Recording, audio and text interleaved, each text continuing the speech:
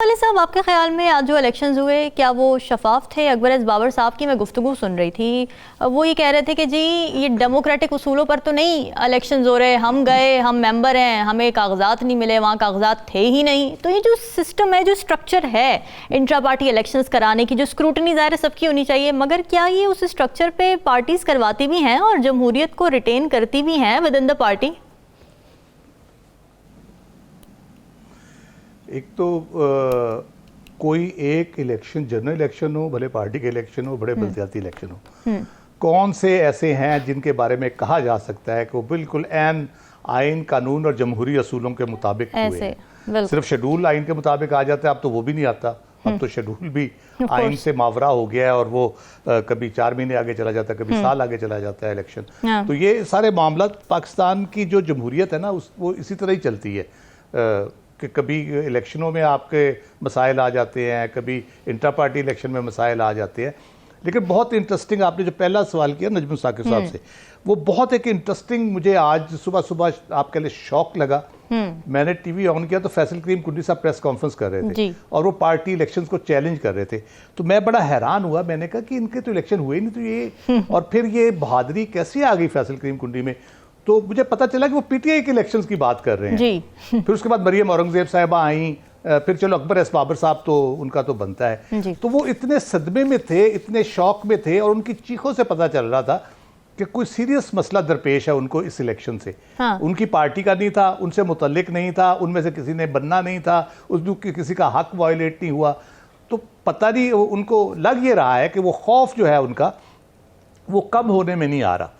इसी वजह से इलेक्शन के बारे में भी फिर आप चेमगोइयां करते हैं लोग बैठ के, हालांकि कोई ऐसी बात है नहीं, इलेक्शन तो बर वक्त ही होंगे।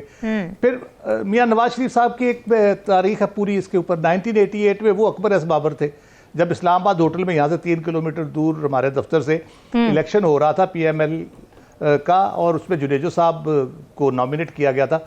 अच्छा। वहाँ इन्होंने गुंडे ला के बाकायदा लड़ाई की और पार्टी उस वक्त 2 हिस्सों में तकसीम हुई। फिदा मोहम्मद खान साहब एक ग्रुप के बन गए जिसको नवाज शरीफ सपोर्ट कर रहे थे, एज चीफ मिनिस्टर पंजाब उन्होंने वहाँ आके हल्ला गुल्ला किया, पुलिस भी उसमें शामिल थी और वहाँ प्लेटें चली बाकायदा। तो वो भी इलेक्शन हुए थे, फिर नॉमिनेशंस भी हुई। अभी जून में हुआ इलेक्शन, अभी जून में मुस्लिम लीग नून का एक बंदा मुझे बता दे जो इलेक्शन करके जीता हो, सारे अनअपोज्ड। तो बाकी जमातें अगर अनअपोज कर लेती है तो उसमें क्या, उनकी पार्टी है, उन्होंने उसका तरीकाकार इख्तियार करना है, उन्होंने किस तरह से उसको लेके चलना है आगे, वो है। अकबर एस बाबर साहब की बात कर लेते हैं। अकबर एस बाबर साहब का लेजिटिमेट राइट नहीं है, लेकिन एज बानी रुकन वो जो क्लेम करते हैं, उन्होंने फॉरेन फंडिंग के ऊपर भी चैलेंज किया, उनकी पिटीशन सुनी भी गई इलेक्शन कमीशन में। तो वो उनका किसी हद तक बनता है कि चले वो हिस्सा रहे पार्टी का, वो किसी और पार्टी में गए नहीं, उनको भले पार्टी ने निकाल दिया लेकिन स्टिल वो क्लेम करते हैं अपना। लेकिन अगर वो वहाँ पे गए या नॉमिनेशन पेपर लेने, वो तो खुद कल बता रहे थे कि बड़ा वेलकम हुआ उनका दफ्तर में और उनको बड़ा वहाँ बिठाया गया, उनकी बड़ी कदर की गई। हाँ, लेकिन कागजात नहीं दिए उनको, कागजात मिले नहीं, चाहिए थी नॉमिनेशन पेपर लेने में, मिले नहीं। का वो कह रहे थे कि वहाँ थे ही नहीं, वो कह रहे थे हमारे पास थे ही नहीं। कैसे ये कह रहे हैं, खबरें देख ले सारी जी, कल की आप पूरी उनकी कवरेज देख ले। वो उनका इस्तकबाल किया गया उस दफ्तर में और उनको वहाँ पे बड़े कह ले कि इज्जत बख्शी गई। तो मुझे नहीं पता कागजात उनको कहाँ से मिल रहे थे। मे बी वो इलेक्शन ऑफिस ना हो, इलेक्शन ऑफिस जो उनका जो इलेक्शन कमिश्नर बनाए गए थे उनसे उनको रब्ता करना चाहिए था कागजात के लिए। क्या पता उनका इलेक्शन ऑफिस कहीं और हो, पार्टी के ऑफिस में ना हो, जैसे इलेक्शन पेशावर में हुए हैं तो मे बी पेशावर में ही इलेक्शन ऑफिस बनाया गया हो, उनकी शायद मालूमात पूरी ना हो तो वो उसके। दूसरी बात यह है कि इलेक्शन जो है ना, पता नहीं क्यों खौफजदा है हम लोग इलेक्शन से, हर किस्म के इलेक्शन से। पार्टी का इलेक्शन हो, जमातें जैसे इलेक्शन कराती हैं, ये तरीकाकार मुनासिब नहीं है, लेकिन ये रवायत है, सारी पार्टी ऐसे ही करती है। बल्कि पीपल्स पार्टी वाले तो वो जो कहते हैं ना कि लो, वो भी कह रहे हैं कि बेनंगो नाम हो, वो तो भाई मोहतरमा बेनज़ीर भुट्टो की वसीयत में बने थे, वहां तो इलेक्शन भी नहीं हुए थे जी। तो ऐसे वो किस चक्कर में ये सारे एक दूसरे को लेकिन इलेक्शन से डरते हैं सारे। पार्टी के इलेक्शन हो उसमें ये कोशिश पूरी करते हैं कि कोई इलेक्शन प्रोसेस ना हो, नॉमिनेशंस हो, अनअपोज्ड हो जाए, क्योंकि उनको है कि कुछ 4 वोट इधर उधर हो गए तो पता नहीं पार्टी किधर चली जाएगी, पार्टी का बेड़ा गर्क हो जाएगा, हमारे हाथ से निकल जाएगी। इसलिए जनरल इलेक्शन का है, उससे भी डरते हैं, उसमें भी पूरी एहतियात करते हैं कि ऐसे माहौल पैदा हो जाए, ऐसी सूरत हाल हो, ऐसी यकीन दहानियाँ हो कि उनकी मर्जी के नताइज आ जाएं उसमें। तो ये बदकिस्मती है हमारी, ये हम जिस जमहूरियत को चलाने की कोशिश कर रहे हैं वो ठीक इस है। तरह तो नहीं चलेगी जी। देखिए, अगर पीटीआई का इंटरनल या वैसे कोई मसला होता तो बाकी इतनी जो वो पंजाबी में कहते हैं खेचल करने की ज़रूरत नहीं थी। कभी केसेस बनाने की और बाकी चीज़ें करने की, डिस्क्वालिफिकेशंस के हवाले से, हाँ। पार्टी की फंडिंग के हवाले से, फिर पार्टी के निशान के हवाले से, जो कुछ हो रहा है मार्केट में, सब कुछ जो चल रहा है, अदालतों में भी मुकदमा चल रहे हैं, ये इतना कुछ खिलारा जो है ना, ये इसकी ज़रूरत नहीं थी। अगर पीटीआई का इम्पैक्ट आ रहा होता पीटीआई के ऊपर एज पार्टी, या उसकी पॉपुलैरिटी के ऊपर, या उसके वोट बैंक के ऊपर, तो लग ये रहा है कि ये सारा कुछ जो काविशें हो रही हैं इस उम्मीद पे हो रही हैं कि किसी स्टेज पे जाके ये पार्टी 2-3 ग्रुपों में स्प्लिट हो जाएगी और उसके बाद उसको इलेक्शन में जो दावे किए जा रहे हैं, जो सर्वे किए जा रहे हैं, वो गलत साबित हो जाएंगे और शायद कोई जो एक प्रॉमिस्ड विक्ट्री है वो हासिल कर ली जाए। अच्छा। लेकिन हम देखते हैं, हम अपनी तारीख जब देखते हैं, पीपल्स पार्टी को देखते हैं, पीएमएलएन को देखते हैं, ये इन मराहिल से गुजरी हैं।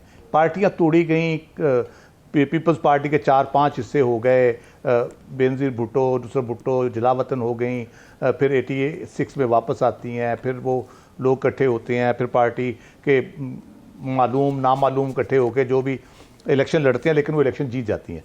इसी तरह मियाँ साहब मुल्क से बाहर रहे, उनकी पार्टी तोड़ के काफ लीग उसमें से बना दी गई और बहुत कुछ किया गया। उनके साथ केसेस के ट्रायल भी हुए, तो किसी तरीके वो अरेंज करके अपना उन्हें एग्जाइल ले ली। लेकिन जब वापस आते हैं तो हम देखते हैं कि वो दोबारा पीपल्स पार्टी भी और फिर 2007-8 में नून भी वापस अपनी वो पोजीशन गेन कर लेती है। राइट। इसका मतलब ये है कि जो पाकिस्तान में जो आप इसको शख्सियत परस्ती कह ले या लोगों का रुझान जनरली कह ले कि वो अपना लीडर जो भी है, जिसको वो लीडर मानते हैं, उसको वो आसानी से उसको छोड़ने के लिए तैयार नहीं होते। अच्छा, तो इसमें लीडरशिप है बेसिकली।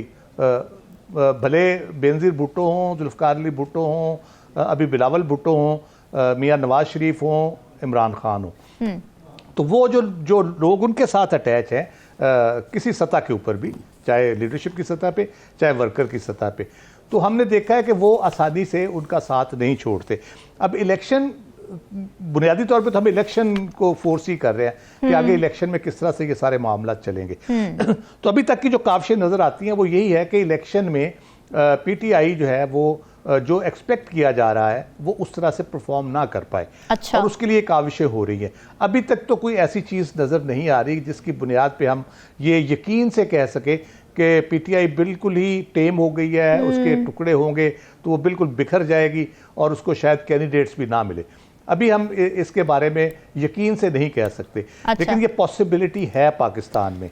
लेकिन ये भी पॉसिबिलिटी है कि जब कम बैक होता है, हम बेनज़ीर भुट्टो और मियाँ नवाज शरीफ का जब कम बैक होता है तो ये फिर दोबारा से वो अपनी री एमर्जेंस या रिसर्जेंस हो जाती है उनकी। तो वो पाकिस्तान की पॉलिटिक्स का ये एक खासा रहा है और ये तारीख है हमारी। ठीक तो है। उसको देखना होगा आपको कि किस तरह से लोग उसको लेते हैं, किस तरह से करते हैं। फिर ग्राउंड रियलिटीज बड़ी चेंज हो गई हैं पिछले 20 साल में, इसलिए अभी डिफरेंट किस्म का वोटर है, डिफरेंट किस्म का सपोर्टर है जी।